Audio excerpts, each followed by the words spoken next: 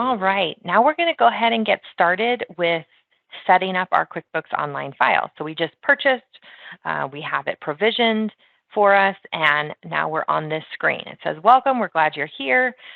You have this little status bar across the top to tell you how much more you have left. You have your I feel okay button. I feel hopeful, I feel pleased, I'm not, I'm angry, right? So this is just Intuit's way of making sure that this is a helpful process for you.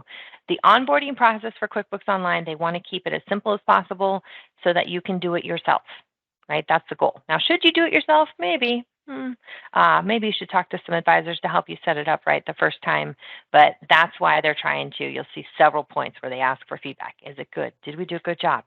How can we do better? All right, so we go next. Okay, what do you call your business? So we're going to say that this is Renee's clothing store. Oops. And you can choose if this is your legal business name. Again, all of these things, if you don't have this information throughout this entire process, you have the opportunity once you're in product to put in, change, modify any of this information, okay? The things that they ask in here, if you don't know, just continue. You can fix it later. What you don't want to do is stop and pause and walk away, because if we don't get the ball launched, right, if we don't get started, then we may never get started. So go ahead and say next here. All right, the next thing it asks you is, how have you been managing your finances? So down below, the reason why this matters is it says nothing, I'm just getting started. They might give you a little bit more guidance there. I'm coming from QuickBooks Desktop. If you're coming from desktop, there are pricing advantages as well. So definitely you have to go through a reseller like Fourlane to take advantage of those. So give us a call. But they're asking you this here because you can move your data from QuickBooks Desktop into QuickBooks Online. If you're using another bookkeeping software, so why are they asking this? First of all, they want to know where you're coming from, so they might ask some additional questions. But also there's some opportunities for people coming from like Sage 50. You can go, there's an in-product conversion tool in QuickBooks Desktop. You can go from Sage 50 to QuickBooks Desktop and then QuickBooks Desktop to QuickBooks Online. Now, not all businesses can do that. If you have payroll, if you have inventory, if you're doing job costing, some of those things will not come across very well. So if you need help, give us a call. Then the next thing that we have over here is spreadsheets or pen and paper. If you use that option, they might give you some more tools and tips for importing. But really, this is just gathering information. So I'm going to click spreadsheet, and you'll see that it doesn't really matter later on. Next, ask what is your industry. So I'm going to put in clothing. Right, women's clothing store, clothing accessory stores. Why they're asking this is a couple of reasons. You can do benchmarking in the future if you choose to share your data with QuickBooks, so you can see, they don't tell you the companies, but they'll tell you other people in this industry how they're performing and how you're doing against them. So like, what are your profit margins as an example? The other reason that they do this is possibly they may offer different terminology or different setup inside your chart of accounts, different accounts. Like if I'm in a nonprofit, they might have a different default account than if I'm in a manufacturing company, right? So we're going to go ahead and say next here. Okay, what kind of business is this? This does matter when you set it up, because if you say I'm an S Corp as an example, then it's going to have different options when you set up your chart of accounts.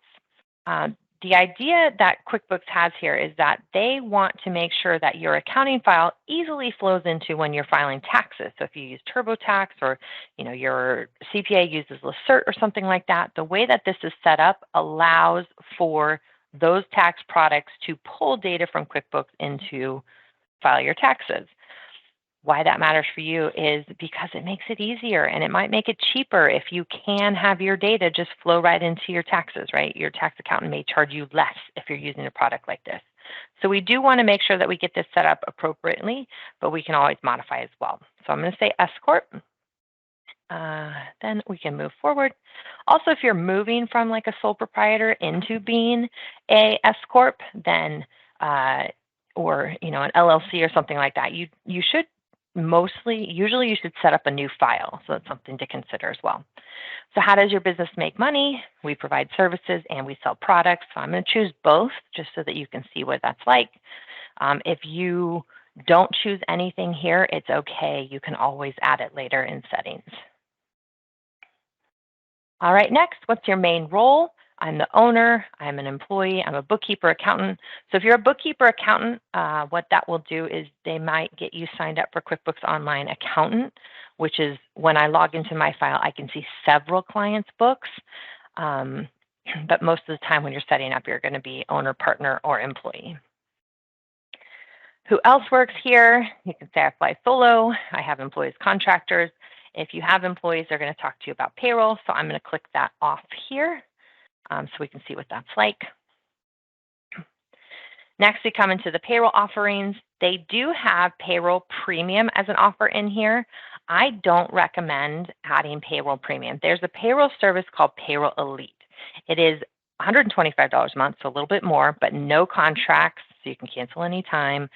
You can downgrade to payroll premium after a couple of months if you want to, or after setup if you want to. But the reason I suggest using Elite instead is because they do the setup for you and they take liability of the setup for you.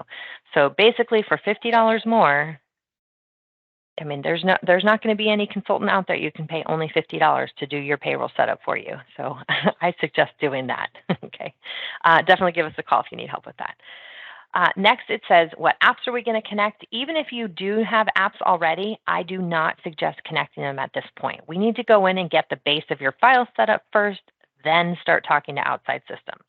So I recommend saying skip for now, even if you already have these things set up. Okay. Also, it might take you down a rabbit hole. All right, what do you want to set up? So there's a whole bunch of different options in here, what you want to set up. If I select all these options, or if I don't select these options, it still is going to take me through the same next steps from here. So it doesn't add a whole bunch of steps if I check these off. This is more just information gathering, so it doesn't affect that. It might enable things though in settings, but you can always go and enable them even if you don't check these boxes off. So if you're not sure, check them off, don't check them off, we can fix it later. All right.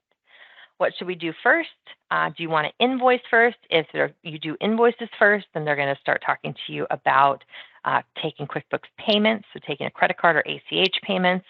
Do you want to track receipts and expenses? If you take this pathway, they're going to talk to you about setting up your mobile app to be able to snap pictures of like credit card receipts to have them attach into your QuickBooks file. So again, whichever pathway you take, it doesn't matter, but you can do additional setup for this later for whichever one you don't choose. They're just saying like, what's getting you excited? Because they want to get you first to transaction, right? As soon as you can get into transaction, the better. So that's what they're wanting to gauge here. So we're going to go ahead and invoice. Now they talk about payments. That's what I was saying. And so you can come in here. You can give your invoice a special touch. You can set up online payments to let customers pay you on the spot. So there's a lot of options with that as well. In product, you can set up using payments. They have pay as you go, so you don't have to pay unless you process a credit card.